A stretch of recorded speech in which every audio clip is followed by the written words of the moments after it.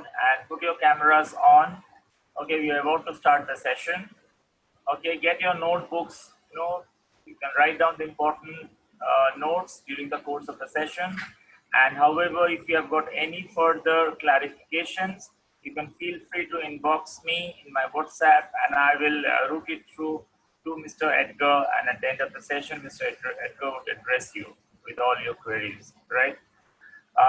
Mr. Edgar, we have got 175 plus now.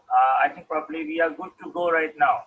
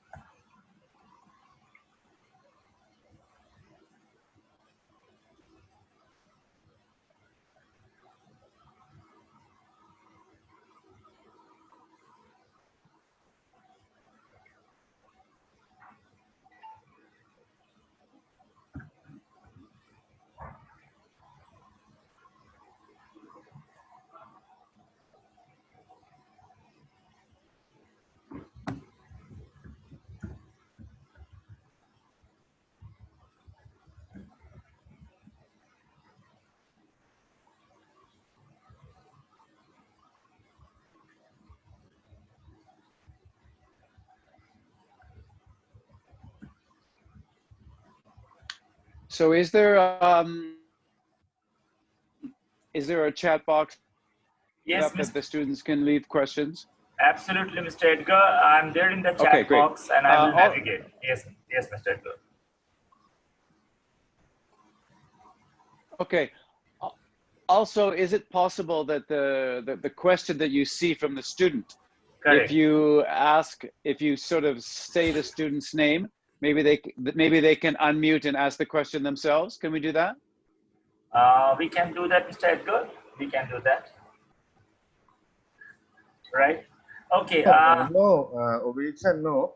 You just take the question and ask the Edgar to. Okay, Mr. Edgar, since we have got quite a number of students, so it might be a little difficult with the noise background.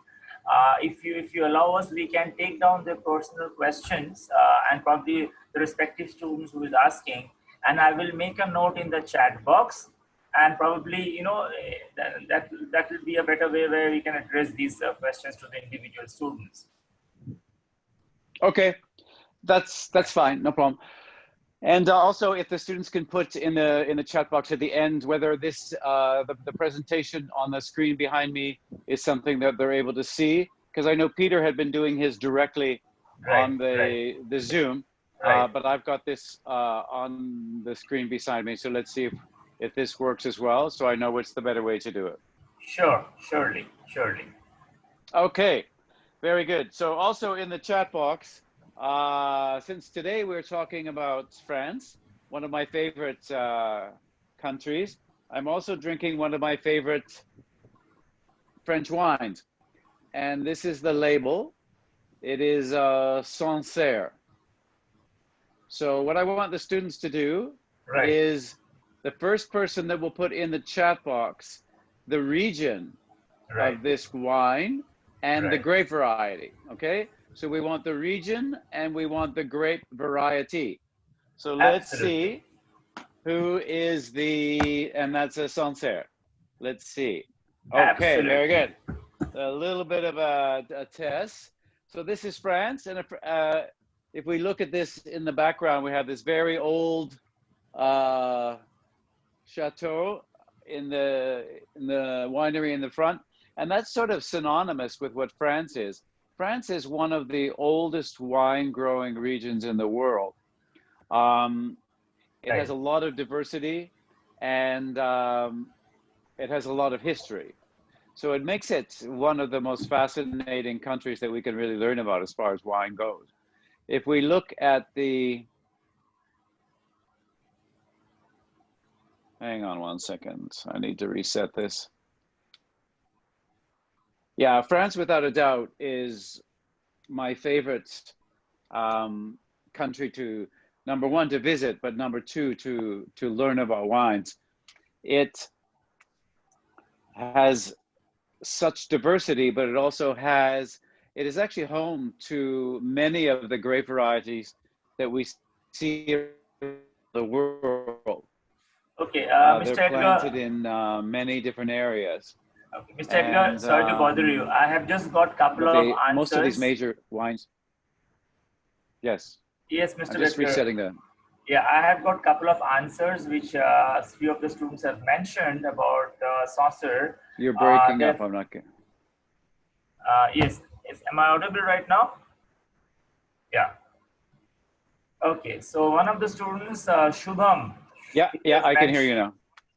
One of the students have answered the question for this wine that Saucer is basically. Was he the first one? Yes, the first one is Shubham from section F, who has mentioned that this is coming from Loire Valley. Okay.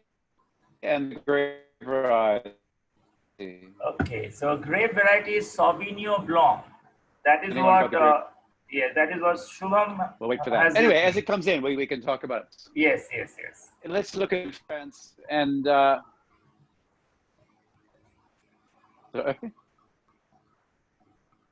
we'll get to it. So let's look at France. As you can see, France has influences from a couple of areas. When we were talking about terroir and the effects of large bodies of water, if you notice off to the west, we have the Atlantic Ocean, which is actually a bit of a cooling current, especially up here. But we do see down in Bordeaux, though, there is actually a warm current that comes up the coast here, which actually really affects this area of Bordeaux, making it a little bit more moderate for growing grapes. And that's why Bordeaux is a special area, but there's kind of a unique area. Most effects of the sea we get to wine growing regions that are near it are cooling. But in the area where Bordeaux is, because Bordeaux is still fairly north, it's not quite as cool as, say, Champagne and the Loire, but it is still quite north. But this cooling effect from the sea, or sorry, the warming effect from the sea actually makes it seem as if it was a little bit more south. And then we have the Mediterranean Sea down below, and here is actually where we get a bit of a cooling effect coming off that, because if we get down into the southern part of France, it's quite a hot area, and the wineries and the wine growing regions that are close to the Mediterranean here really get the benefit of the cooling effect from being close to the sea. So we're going to talk today about the major wine regions of France. We're going to talk about the main grape varieties in these areas and also what sort of makes these areas unique. And as I mentioned, we have Bordeaux, which is obviously the most famous wine region in all of France. Some of the world's. We also have, if we go up north, we have the Loire, which was correct.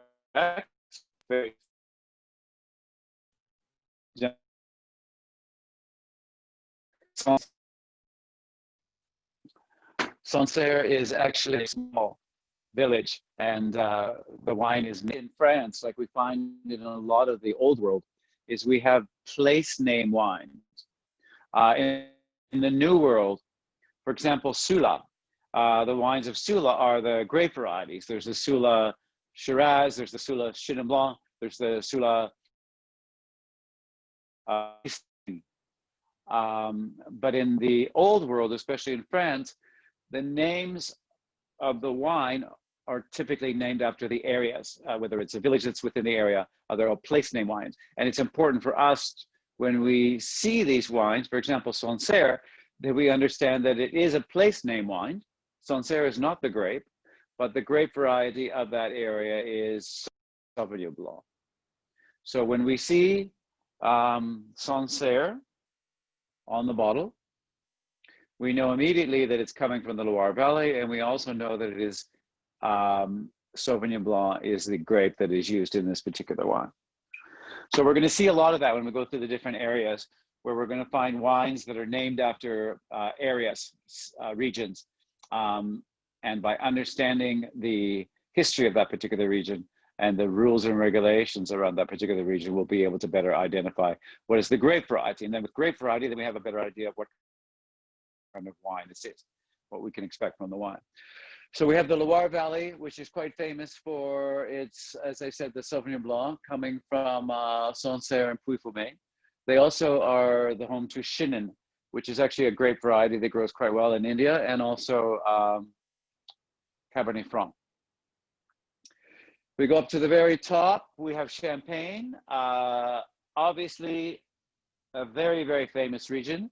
Champagne is synonymous around the world with a high quality sparkling wine that we enjoy for celebrations. It's another great example of a place name wine. If we see Champagne on the label, we know this is a sparkling wine made in a particular method from that particular region. And I know Peter is going to be talking to you about sparkling wines, and if he hasn't already, and how they're made, so you can better understand the differences between. And if anyone had been listening to the interview that I did with Charlene Drapier, she talked about the method of sparkling wine. If you haven't watched that, you can find it on Facebook. I know it's either under IIHM or it's under my Facebook. You can see that interview with Charlene. So we have the Champagne region, and we have, so these are sort of the, all of our northern wine growing regions. And as we discussed before, the northern wine growing regions are quite cool. So we're going to see grape varieties grown there that are more typical for preference to a cool climate. Champagne, as you can see, is about as far north as we can get. And then we have right below that Chablis and the rest of Burgundy. Chablis is actually a part of Burgundy. And we're going to go through each of these areas in a little more detail so you can better understand it. Here, and then Burgundy leads down into the Rhone Valley. We have the northern Rhone, and then the southern Rhone. It opens up to the southern Rhone. And below that, we have Provence, and off to the left, Languedoc. So Languedoc and Provence are the two main regions that sort of run along the Mediterranean there. Up north again, we're in Alsace. Alsace is sharing a border with Germany. So we're getting a lot of Germanic influences in the wines being made in Alsace. Alsace is, again, quite northern, quite cool. White grape varieties tend to ripen with less heat and less sunshine. So that's what we're finding typically along the top here. And there's some of the really great high quality white wines being produced in Alsace. And we'll get to that in a little bit. So these are our areas: Provence, Languedoc, Rhone Valley, Burgundy, Alsace, Champagne, Loire, Bordeaux. So these are the main regions.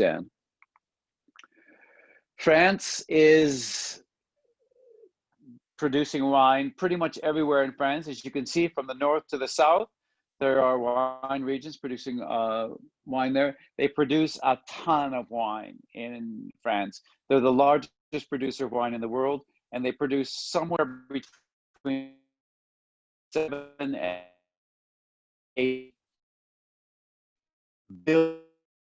billion bottles. I think 2 bottles in the world. Understanding India, which has 1 billion plus people, the consumption there is only 1 tablespoon of wine. So you can see that once India starts to drink a little bit more wine, France can more than keep up with it. France is one of the oldest wine growing regions going back to the 6th century BC. So we're looking at about 2,600 years that wine has been produced in France. And that's coming up from the Romans. The Romans were really the first people to bring grapes into France. And we see the origins more so further south, closer to where Rome was. They would come up the Mediterranean and go in there. And we'll see that when we talk a little bit about the Rhone Valley. The range of wines produced in France is vast, from very, very expensive bottles, you know, starting price about €1,000, which is about 75,000 rupees per bottle, down to some very, very simple, very inexpensive wines that you could pick up in Europe for around 75 rupees. So that's a pretty big range, 75 rupees to 75,000 rupees per bottle. A lot of the less expensive wine that's being produced in France is typically consumed locally. You won't really find much of that going out of France, but the French are one of the largest consumers of wine. They drink about, on average, a half bottle per person per day. So it's quite a bit.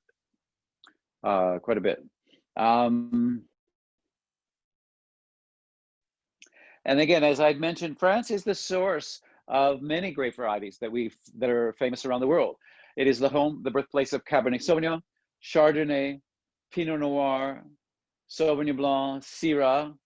Syrah, also known as what? It's another question that someone can hit into the chat box. What is another word for Syrah?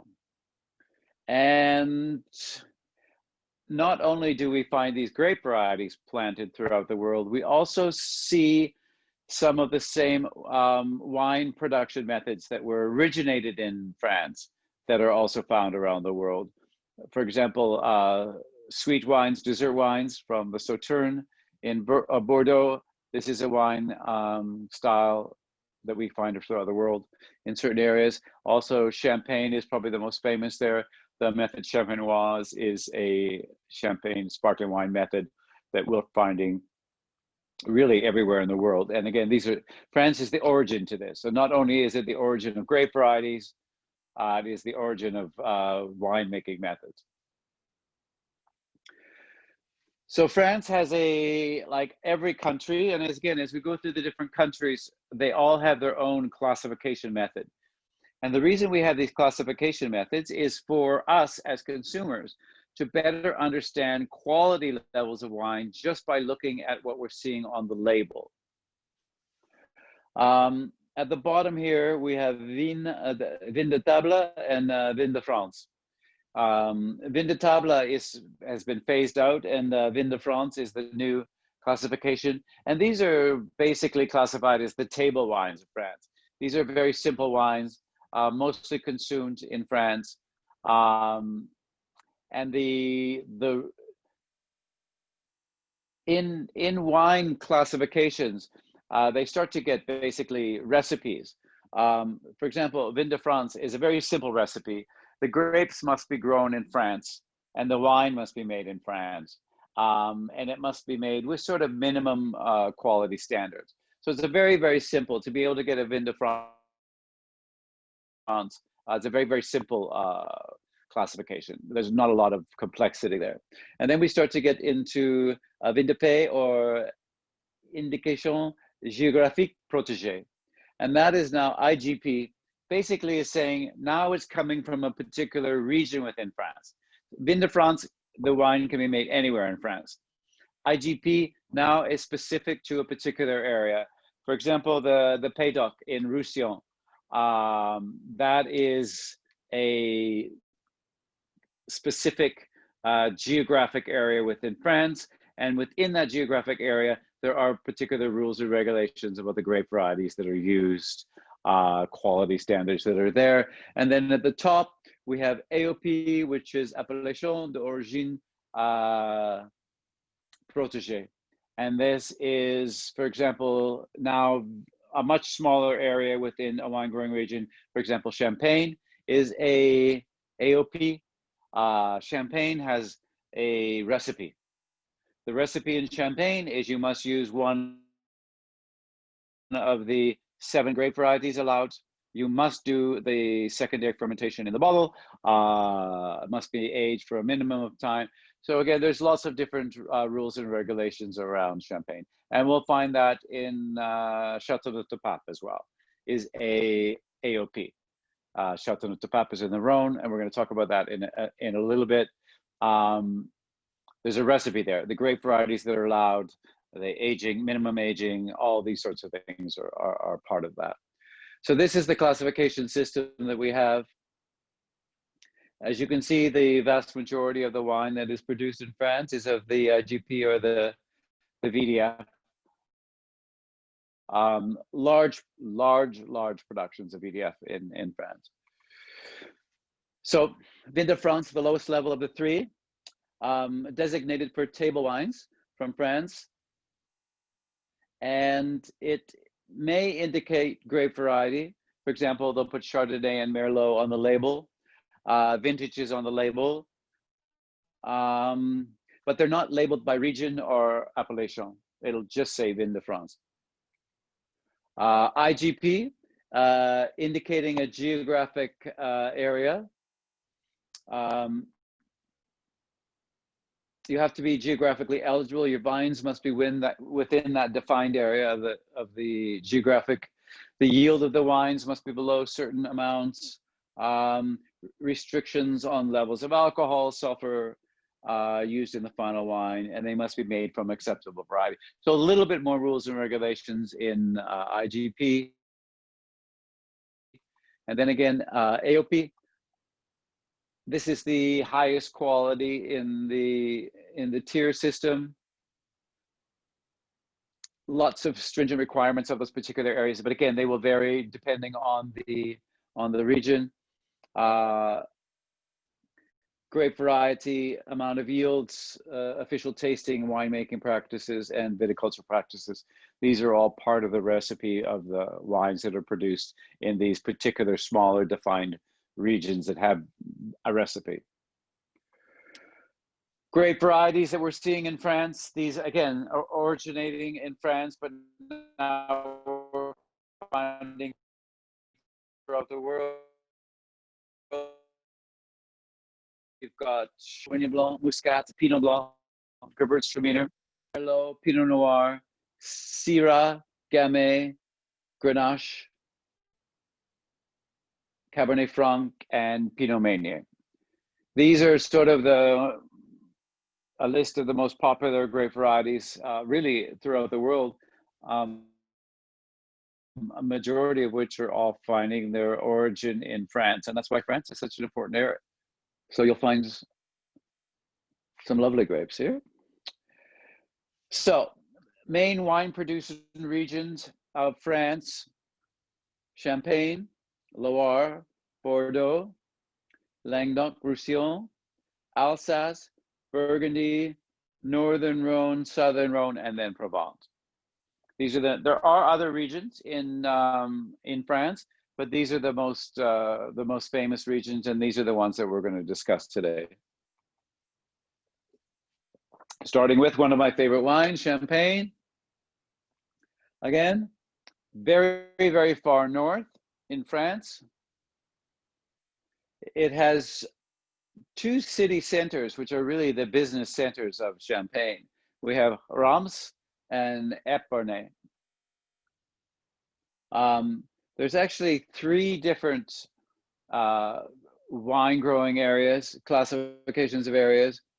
We have here Côte de Blanc, which are if you look, Blanc is white, Côte is hills. These are the white hills. Montagne de Reims, which is up here. And then Côte de Sézanne, which is down here as well. These are the sort of the better quality grape growing areas within Champagne. Again, very far north, best known for its production of sparkling white wine that bears the region's name. EU law has now reserved the term Champagne to be specifically used for sparkling wine made in the Champagne method from the Champagne region. You can't use the term Champagne anywhere else in the world. In fact, I think it was, I don't know if it was Estee Lauder, one of the big perfume houses had produced a new perfume and they called it Champagne. And I think it was less than a week that they produced this and started to advertise this perfume that they got a call from the lawyers in Champagne that says, you can't use that. You can't use this name. This name is specifically reserved for sparkling wine from the Champagne region of France. There was a home theater system that they had created, and they had called it the Champagne series because the speakers sort of looked like a champagne glass. And knock, knock, knock, there was a call from the lawyers from Champagne saying, no, no, no, you cannot use the name Champagne for anything, whether it's a perfume, whether it is a surround sound system for your TV, it is reserved for that. We do find it in a couple of places in the United States.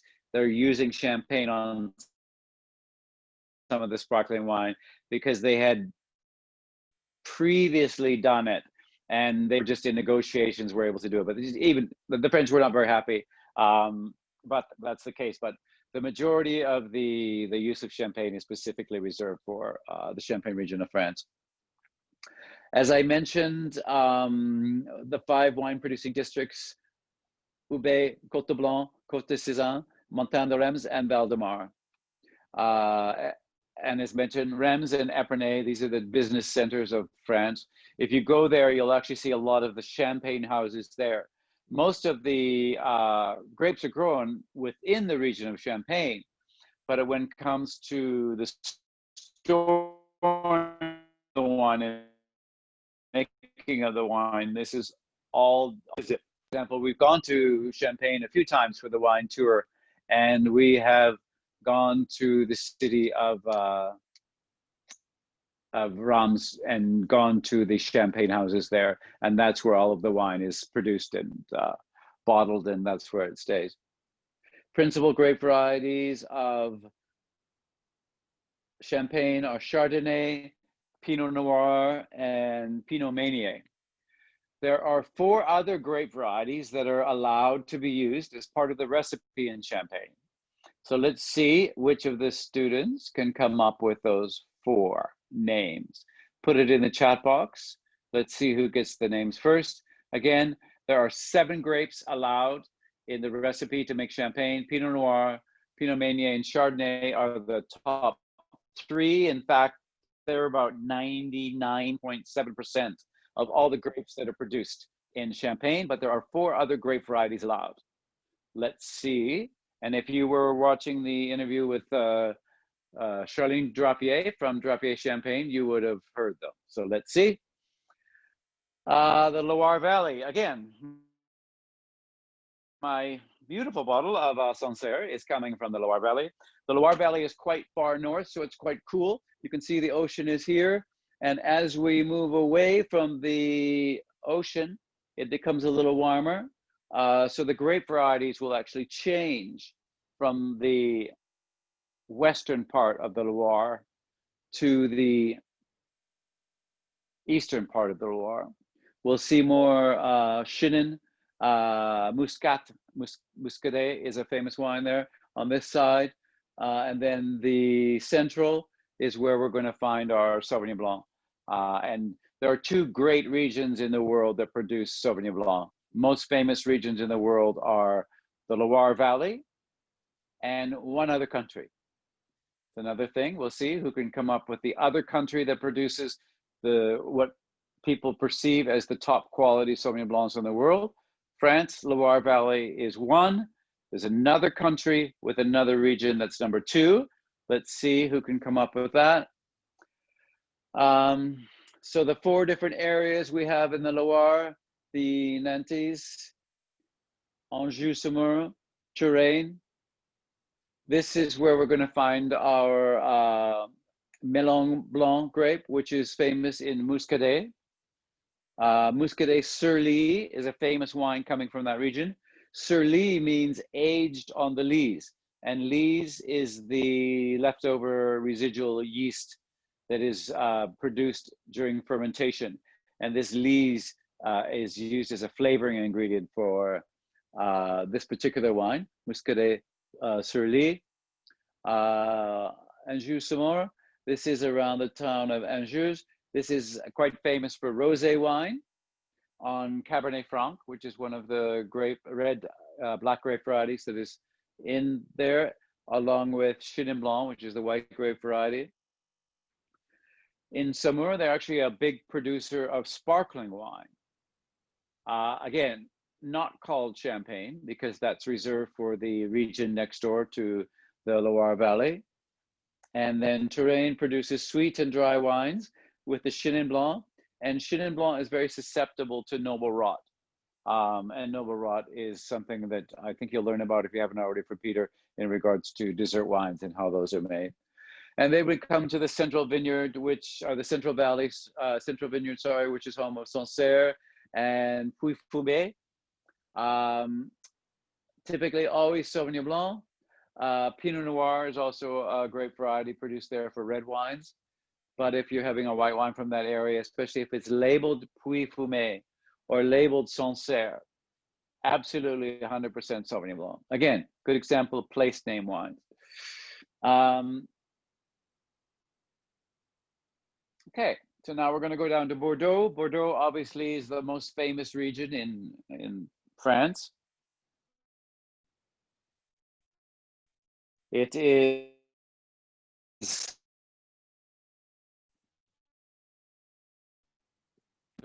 we have this is the river Gironde, and on the right bank, and then on the left bank, which is on this side, and then in the center, we have Entre deux Mers. And Entre deux Mers basically translates to between two seas. So between the two rivers, we have Entre deux Mers. Entre deux Mers is famous for white wine. Right bank is in Bordeaux. It primarily produces red wine. It's about 90% red wine and 90% red wine and about 10-11% white wine. And it's a blend of grapes. And Bordeaux is home to two of the most planted black grapes in the world. We have Cabernet Sauvignon and Merlot. They also have Cabernet Franc and Petit Verdot, Malbec, other grape varieties as well. But the two main grapes in Bordeaux are Cabernet and Merlot. And on the right bank, the terroir of the right bank is slightly different than the terroir of the left bank. And the terroir of the right bank is more conducive to growing quality Merlot. So if you have a wine that is coming from Pomerol, for example, which is a place name wine in the right bank, or Fronsac or Saint-Emilion, you're going to see these on the labels. And when you see these on the labels, you're going to know that this is a primarily Merlot grape in that particular wine. On the left bank, we have Margaux, we have Pauillac, the most famous area, Saint-Julien, Saint-Eustache, Médoc. These regions are all primarily planting Cabernet. They plant all of the grape varieties in this area, but you're going to see more Cabernet planted on the left bank, more Merlot on the right bank, and in the middle, Entre deux Mers, we're going to have more of white wine. And that's Sauvignon Blanc and Semillon. Those are the two main grapes that are produced in Bordeaux. Centered around the city of Bordeaux and covering that entire Gironde department, 120,000 hectares. It's actually the largest wine growing area in all of France. 700 million bottles in Bordeaux, from very, very simple wines to the most expensive and most famous wines in the world. Again, 90% of the wine is red, 11% is white with some sweet wines, most notably Sauternes, which is a small region, actually right down here in the left bank, a small area of Sauternes, which is famous for dessert wine. In Bordeaux, there are 8,500 producers, or 8,500 chateaus, 8,500 companies that produce wine in Bordeaux. So it's a really big business, large production of wines within France, but it's a very, very famous area. Now, let's look at Languedoc-Roussillon, and Languedoc-Roussillon is at the very south of France. Provence is over on this side, and then this is here, and here is Spain. So you've got Spain, right from the border of Spain up about halfway around the Mediterranean. We have Languedoc-Roussillon for wine production. It produces a third of all the wine that is produced in France. Primarily, though, in this area is lower quality wine, mass-produced lower quality wine. It's a big business there to produce wine. Again, the wine is good, but it's certainly not great, but it's just very, very large productions. It's amazing. We actually visited there a few years ago with the wine tour, and there was these huge factories basically that were producing wine. They were pulling from huge tanks to a particular recipe that someone was making a wine under their own label, and it was all done by computer. Was pulling from the tanks down into the bottling. The bottling would do it, and then they would slap the labels on, and then it would go into boxes, and within an hour they would have been able to bottle maybe a container load of wine, and then they would switch the recipe into something different. Different labels would come on, and the thing would happen again. So it's really big business, lower quality, but high volume wines. Mostly of the wine made there is with the international grape varieties, Chardonnay, Sauvignon Blanc, Cabernet, Merlot, very straightforward wines. Now, if we go to Alsace, as I mentioned before, Alsace is very far east and north. It's one of the cooler areas in France. This is the border to Germany. Germany is here. And then this is Alsace. So it is basically as close to Germany as you could get. So just because there's a border there doesn't mean history and philosophy stop. So we're seeing a lot of German styles, especially German style grape varieties being grown in Alsace.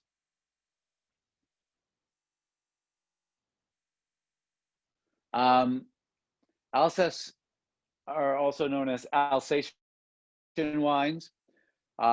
Because it's so far north, it's cooler. It produces primarily white wines, very, very high quality white wines. There's a Germanic influences there because of the proximity to Germany.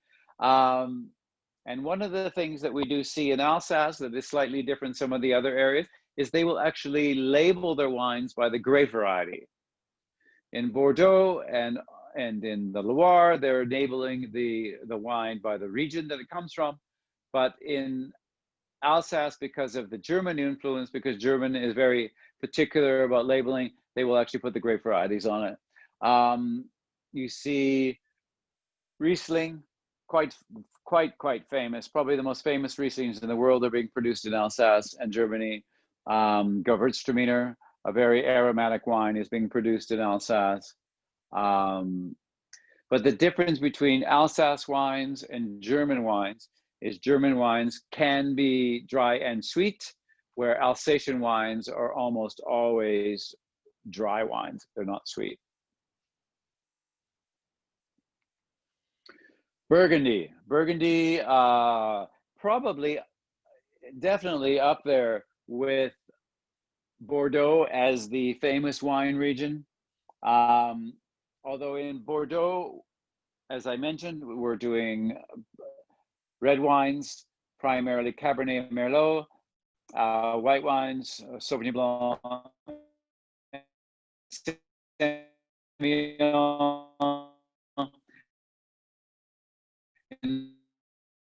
Burgundy planted. We have Chardonnay and we have Pinot Noir. Bordeaux wines often blended. Burgundy almost always 100% of one grape variety. If we're getting a white wine from Burgundy, it is going to be Chardonnay. If we're getting a red wine from Burgundy, it's going to be Pinot Noir, unless it's coming from Beaujolais, which is an area down here. And in Beaujolais, the grape variety is Gamay, which is a very light, fruity wine, typically drunk young. Chablis, famous for Chardonnay. And again, Burgundy is home for Chardonnay. It was the birthplace of Chardonnay. Chablis is another example of a place name wine. You'll see on the label Chablis, but it will be 100% Chardonnay. You'll rarely see Chardonnay anywhere on the label, but you'll see the place name of Chablis. So by understanding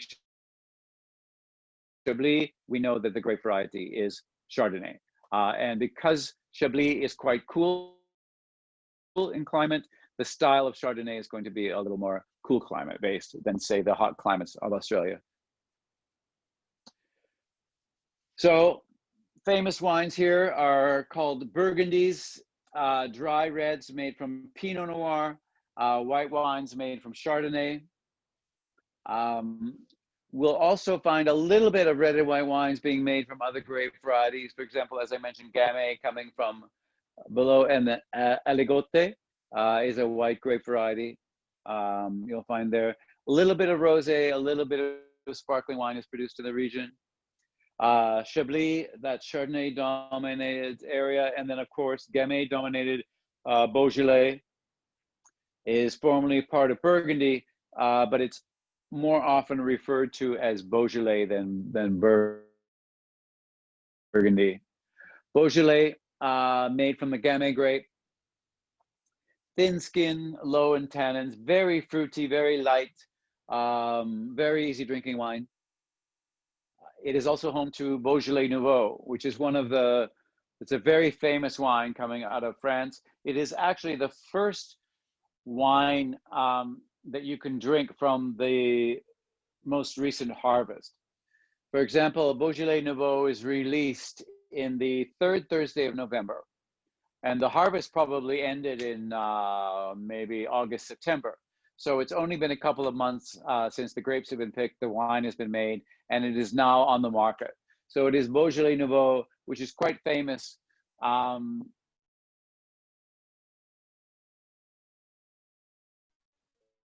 They used to put it on Concord, and they would fly it to New York as soon as it was released on this third Thursday. They would put it in high-speed trains to get it to the markets as soon as possible from that third Thursday. And then it was almost like a celebration of the harvest. So Beaujolais Nouveau you see every year. It's quite a simple wine. It's nothing that great, but it's quite it's actually a huge business. They produce tons and tons of wine being sold.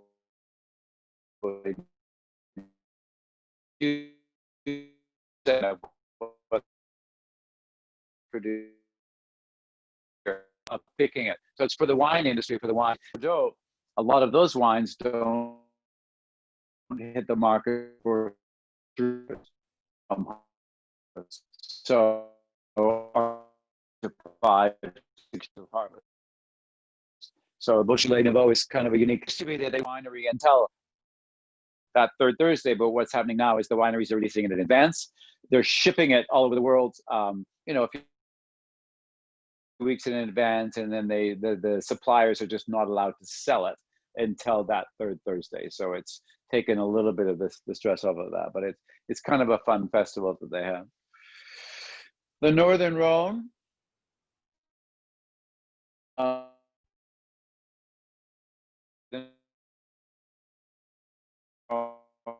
one of the earlier wine growing regions in France, again dating about 2,500 years.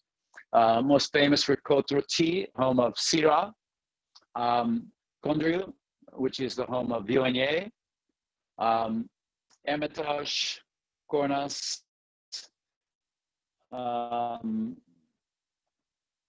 quite a famous area.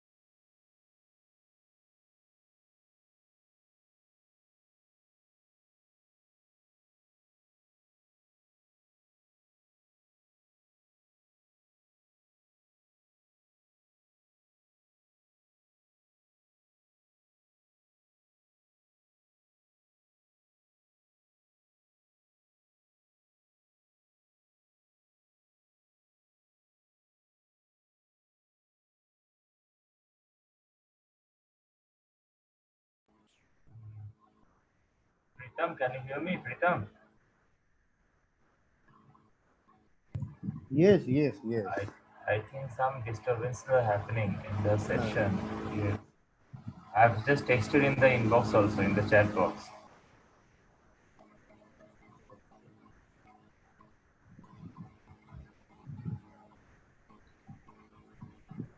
Sir is in mute. Sir, you are in mute. Yeah. There we go. Let's go back. So the northern Rhone is quite an old area, and it's very, very steep. The hillsides are cut in with terraces like this, which have been around for over 1,000 years, some of these terraces. All of the grapes are harvested by hand.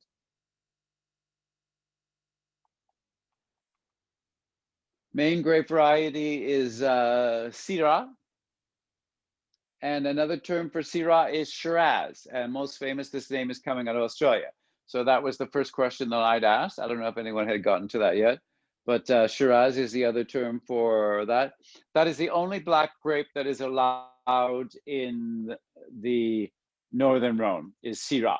But it is home to Viognier, Marsanne, and Roussanne, which are white grapes. And in the Rhone Valley, it's kind of unique. You can blend in up to 20% of white grapes into your red wine. In the southern Rhone, as you come down from the northern Rhone, you get into the south, it starts to flatten out. So we now have much easier vineyards. You can harvest with machines. You're able to do things a lot less expensive. But in this southern Rhone, we have some very famous areas. We have Gigondas, Châteauneuf-du-Pape, which is one of the most famous wines in all of France, Châteauneuf-du-Pape, which is a blend of many different grapes. And we also are home to Tavel, which is a rosé. And again, this is where we start getting our place name wines. In Châteauneuf-du-Pape, there's, I think, up to 13 different grape varieties that can be blended in. Tavel, I think it's 7 or 9 different grape varieties, but if you see Tavel on the label, it's a rosé. If you see Châteauneuf, it's a red wine blended. They also do a white Châteauneuf-du-Pape.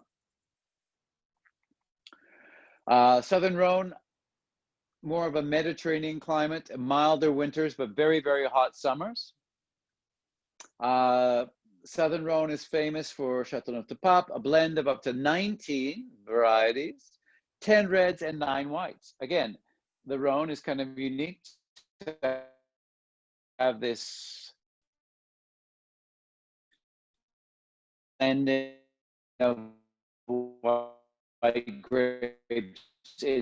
Another famous southern sweet wine in the Rhone from Muscat de Baume de Vigny, and we visited that a few years back on our wine tour. And again, Tavel, that famous rosé. Provence, again, is right along the Mediterranean. We have 2 main areas of Provence. We have Côte de Provence some Provence. These are regions.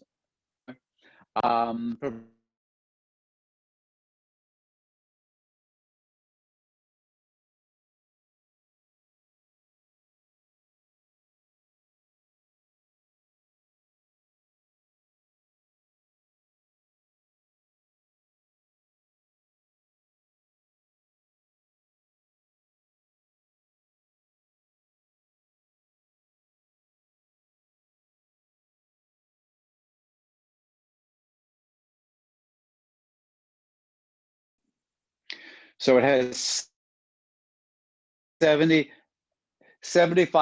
of all the wine made in the Provence region is coming from Côte de Provence. And of that 75%, almost 90% is rosé. So rosé and Provence is synonymous. There's actually some of the most famous rosé, very, very trendy right now, very sexy. Everyone is drinking the rosés of Provence. Okay, so that is our session on France. We have a little bit of time for questions. Is there any questions that the students may have?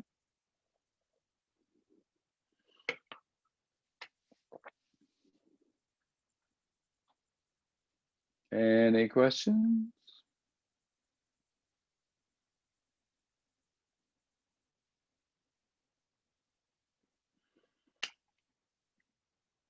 Okay.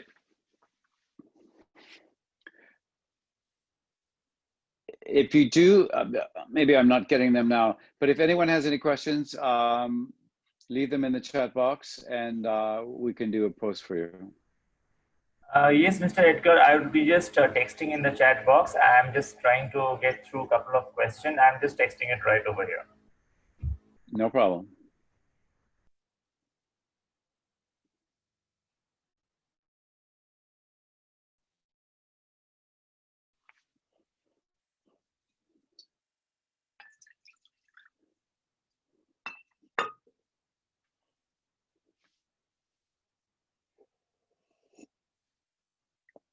And for you second-year students who will be third-year students next year, you will be eligible for the Eurowine Tour. And we will actually, for the third years now, we're actually going to be going to New Zealand in March. All goes well. But for you, when you become third years, we'll be going back to Europe in September, October, and we're going to be going back to France and Italy. And we are going to be going to the region of Burgundy. We're going to visit some of the famous Pinot Noir producers there. And hopefully we're going to make a little shift up to Alsace as well. So we're going to be doing the whites of Alsace, the reds of Burgundy, and we're going to start in Italy, in Piedmont. And we're going to be learning about Barolo. So we're planning to do Northern Italy, Alsace. So it'll be a nice little trip. So those of you who qualify, great attendance, high academic, and an interest in pursuing wine as a career, then you have an option to do that.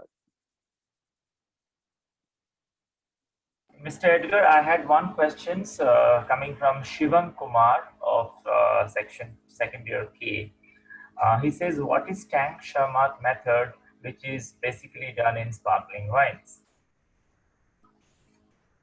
Yeah, and Chaumart method is a tank method versus Champenoise method, which is a bottle method, which is where the secondary fermentation, which gives you the bubbles, is done in a large tank format, which is easier, less expensive to do than the individual bottle format. And again, when Peter does his session on sparkling wine, or whoever's doing it, then we'll go into more detail the difference between Chaumont method and bottle fermentation.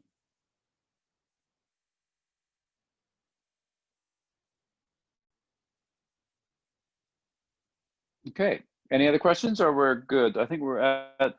Yes, Mr. Edgar, I'm just texting the next question coming from, yes, Fine. yes, just a minute. Here is the second question coming from Sakshi of 2N. What grapes are grown in Provence district for sparkling wine?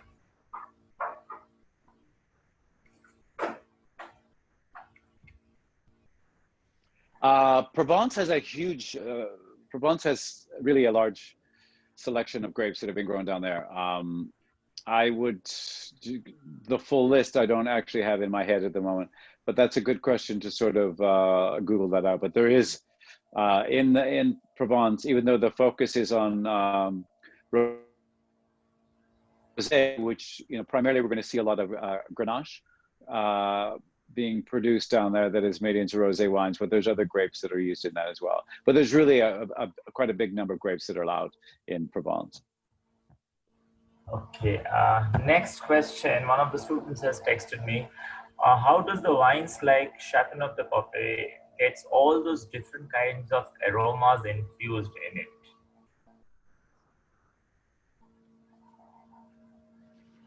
Well, it's, even though there's 19 grapes allowed, 10 reds, 9 whites, really we're finding the primary use is Grenache, Syrah, and Mourvedre, the GSM. These are the 3 main grapes that are used in that particular area. But it's sort of like, I always like to equate winemaking sometimes with making a good curry.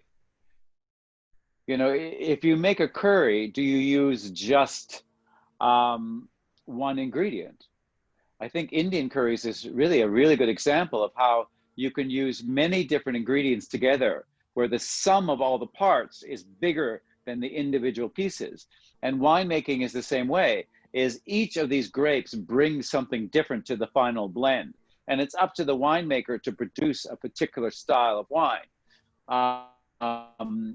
So, for example, Syrah, very spicy blend because they're bringing something to the final result. And I think you're just getting a much more interesting wine by being able to basically have a full recipe of what you're doing. Because if we had a curry that only had cardamom in it, that would be kind of boring, wouldn't it? So, but by having all of these other ingredients in there, it just sort of a much more interesting wine. So that's why they do that. But very few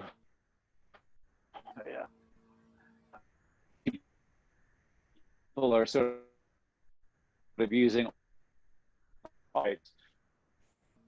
they will let it down. The mix that they're using are really.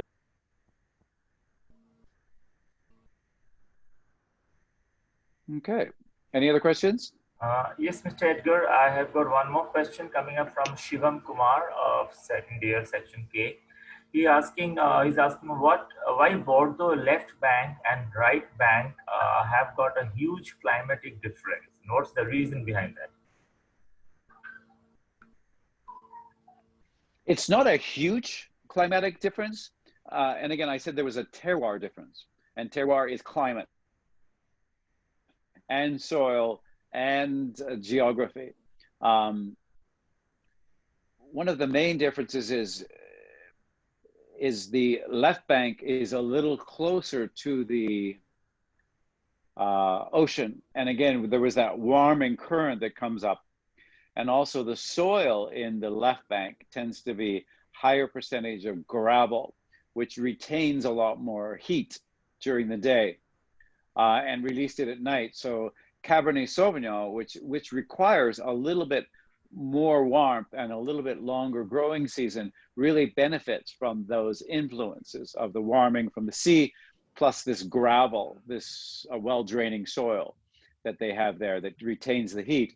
Where on the right bank, we're going to have higher percentages of clay. And Merlot just prefers to grow on clay versus gravel. And the clay also absorbs and retains a little bit more moisture. And these are just a little bit more beneficial for Merlot. And just Merlot produces higher quality in that particular region. So again, it's not just climatic differences. Terroir differences, I meant. It's not drastic differences, but terroir is kind of interesting. Just subtle shifts in terroir can really push it one way or another toward whether a particular grape variety is going to produce. But yeah, a little bit warmer on the left, but again, primarily it's this gravel that we have on the left versus the clay that we have on the right. And Merlot and clay, Cabernet and gravel, they just have a preference for that. Okay. Right. Thank you, Mr. Edgar. I have got just one last question for the day. One of the questions is, what food can be best paired with this sparkling wine?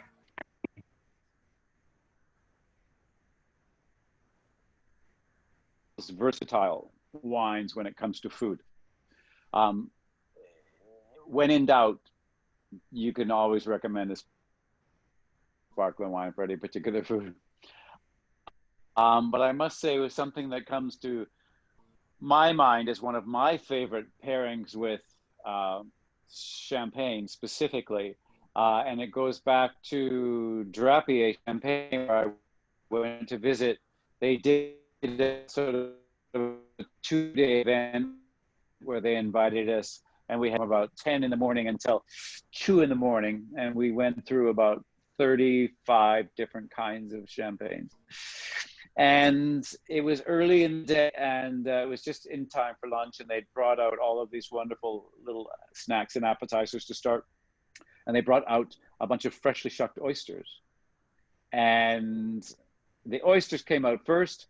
The champagne hadn't arrived yet because we were a little bit early. So we were having an oyster, and it was quite intense because oysters are very saline, very salty. And on their own, they're quite intense, and it just was lovely, but not quite perfect. And then when the champagne came, and then when we had the champagne and the oysters together, really the acidity and the freshness and the fruitiness of the champagne was this really brilliant foil for the saltiness and the salinity of the oysters. And it's really, for me, really a perfect pairing. But again, sparkling wine works with a number of things, but for me, that's my particular favorite. Right. Thank you so much, Mr. Edgar. I think probably that's all from now. Today, we don't have any further queries from the students, but they do have shared a couple of their feedback, and they'd be delighted to have the presentation which you have, taken in today's session for them to have a future learning tool. Yeah, we'll put it on your e-learning. I'll give it to Bhaskar, then he can download it on your e-learning site. And then you can look at it. You can look at it directly on your own time. Right. That really sounds good, Mr. Edgar. Right. Yeah. Thank you so much, Mr. Edgar, for your time, and we look forward to connect with you again. And I'm sure, if you have any queries from the students' perspective, we'll again come back to you. Right, Mr. Edgar. Thank you so much for your time. Thank you, students. No problem. Great. We'll see you next time. We'll talk about Italy. Absolutely. Thank you so much, sir. Okay. Bye-bye.